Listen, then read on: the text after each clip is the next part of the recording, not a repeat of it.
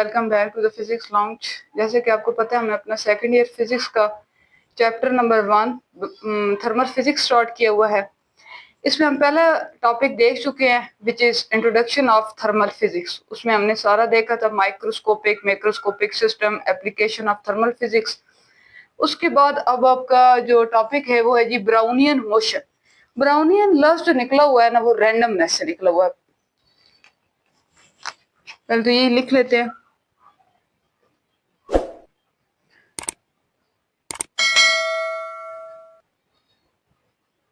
अब इसकी थोड़ी सी हम हिस्ट्री चेक करते हैं कि जी था क्या, इसके पीछे का हुआ क्या था।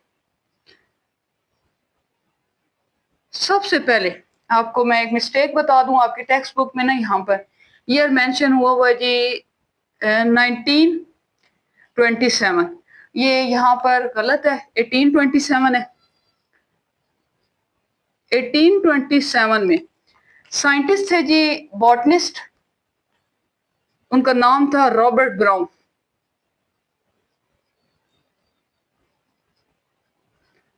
वो कर क्या रहे थे, एक्सपेरिमेंट कर रहे थे और उन्होंने क्या किया, पोलन ग्रेन्स लिए और पोलन ग्रेन को वाटर के अंदर डाला।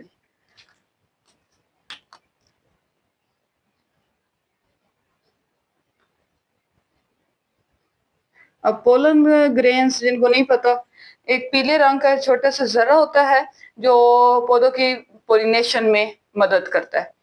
अच्छा, उसके बाद अब पोलन ग्रेन को जब उसने वाटर के अंदर डाला, ठीक है, इसको उसने वाटर के अंदर डाला तो क्या ऑब्जर्व किया। अब ये आम आंख से नहीं देखा गया था, ये सारा प्रोसेस देखा किससे गया था जी, माइक्रोस्कोप की मदद से। ये आम आंख से नजर नहीं आया था, माइक्रोस्कोप की मदद से देखा गया था। अब हुआ क्या था जी, यहाँ पर उसने जब ऑब्जर्व किया तो उसने देखा कि जी ये जो पोलन ग्रेन है इस वाटर के अंदर पागलों की तरह इधर उधर घूमना शुरू हो गया, यानी कि ब्राउनियन मोशन में है, रैंडम मोशन में है इस वक्त। तो ये जो इसका रिजल्ट था, इसको इसने माइक्रोस्कोप से जो रिजल्ट ऑब्जर्व किया था, इसने कहा था कि जो पार्टिकल्स हैं वो रैंडम मोशन में।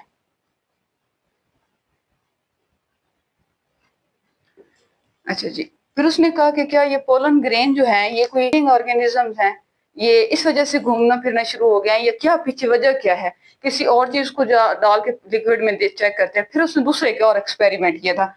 उसने पोलन ग्रेन के बजाय, पहला एक्सपेरिमेंट ये था और फिर उसने एक और भी किया था, उसने सैंड को लेकर सेम किया था। सैंड को लेकर उसने वाटर के अंदर डाला था और उसकी वजह से भी जो है ना, उसने ये जो ऑब्जर्व किया था फिर माइक्रोस्कोप की मदद से, उसने यही देखा था कि पार्टिकल्स किस में है, रैंडम मोशन में। तो एक बात तो यहां से क्लियर हो गई कि लिक्विड के अंदर या जो मॉलिक्यूल्स या एटम्स होते हैं ये किस में होते हैं जी, रैंडम मोशन में होते हैं। अच्छा, अब ये बात जो थी, जो एटम मॉलिक्यूल्स, एटम के एग्जिस्टेंस पे 1860 में बहुत ज्यादा काम हो रहा था। बहुत सारे लोग 1860 तक एटम को मानते ही नहीं थे, एटम के एग्जिस्टेंस पर क्वेश्चन था कि एटम एग्जिस्ट करता है या नहीं करता। बहुत सारे साइंटिस्ट इस पर काम कर रहे थे, लोगों को कन्विंस कर रहे थे कि वाकई एटम एग्जिस्ट करता है, लेकिन कुछ साइंटिस्ट ऐसे भी थे वो कहते हैं कि एटम कोई चीज नहीं है, एटम कोई चीज है और इसको हम सिर्फ कैलकुलेशंस वगैरह में यूज कर सकते हैं। इतना हुआ कि 1906 में एक साइंटिस्ट थे जी लॉर्डविक बोल्ट्जमैन, लोगों को कन्विंस करते करते इतने डिप्रेशन में चले गए कि एटम एग्जिस्ट करता है, मॉलिक्यूल एटम और मॉलिक्यूल रैंडम मोशन में होते हैं। इस बात को लोगों को कन्विंस करते करते लॉर्डविक बोल्ट्जमैन इतने ज्यादा डिप्रेशन में चले गए कि उन्होंने सुसाइड कर ली। लेकिन उन्हें ये बात नहीं पता, इस वक्त इस बात का इल्म नहीं था कि एक साल पहले 1905 में, 1905 जिसे miracle year of the physics माना जाता है,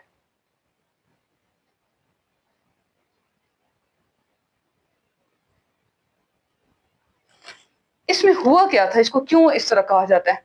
इसकी वजह यह है कि एक 26 साल लड़का जिसने अपने 4 पेपर पब्लिश करवाए थे, जिनमें एक फोटो इलेक्ट्रिक इफेक्ट था, रिलेटिविटी था, और उनमें से एक जो पेपर था वो ब्राउनियन मोशन के ऊपर था। उस लड़के का नाम था जी आइंस्टाइन, उन्होंने ये काम किया था।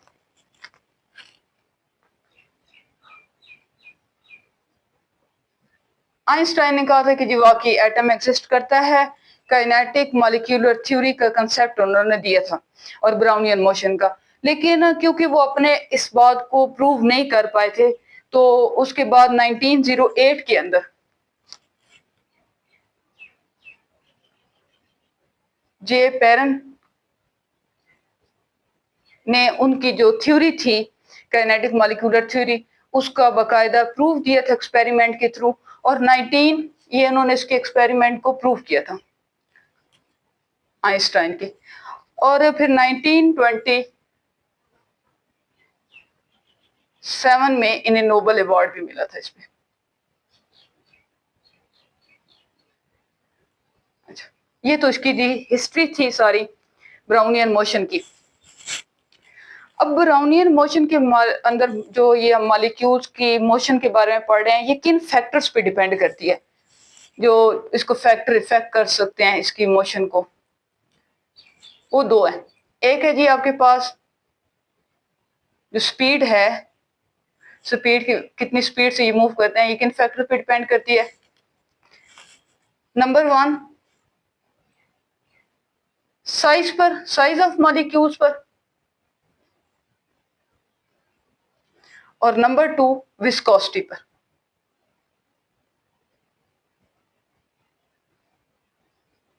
दोनों वन बाय वन चेक करते हैं कि ये किस तरह स्पीड को इफेक्ट करते हैं। पहले देखें जी साइज ऑफ मॉलिक्यूल।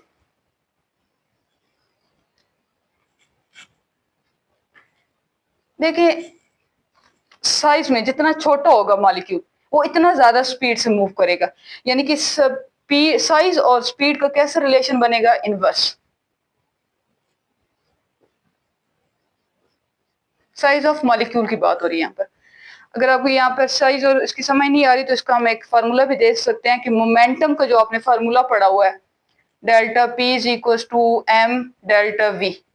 एम यहाँ पर पी यहाँ पर मोमेंटम है, एम मैस या साइज आप कह सकते हैं, और वी यहाँ पर उसकी वेलोसिटी या स्पीड आप ले सकते हो। Delta P over delta we और इक्वल टू एम। यहाँ पर देखें इसका और इसका रिलेशन क्या बन रहा है? इनवर्स बन रहा है। यानी साइज जितना कम स्पीड उतनी ज्यादा, और साइज जितना ज्यादा स्पीड उतनी ज्यादा कम, इनवर्स रिलेशन। एक चीज बढ़ रही होती है, दूसरी चीज क्या हो रही होती है? कम। अब दूसरी चीज आ जाती है जी विस्कोसिटी।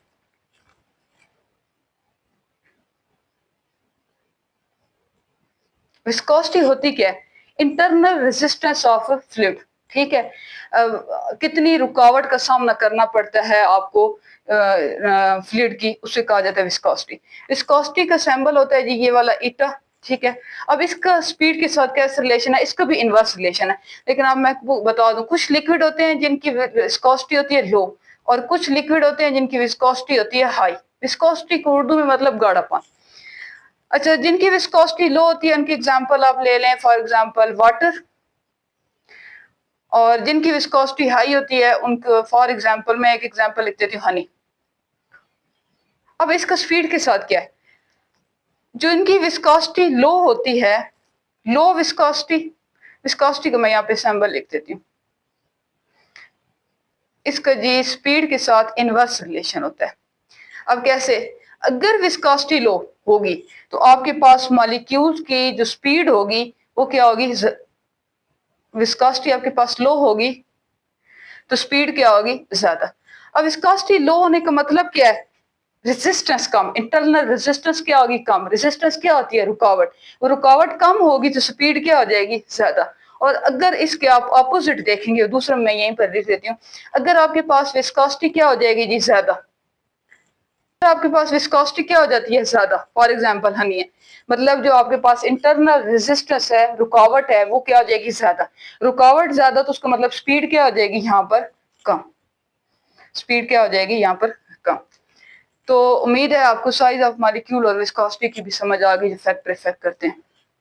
तो ये है जी आपके पास टॉपिक आपका ब्राउनियन मोशन का।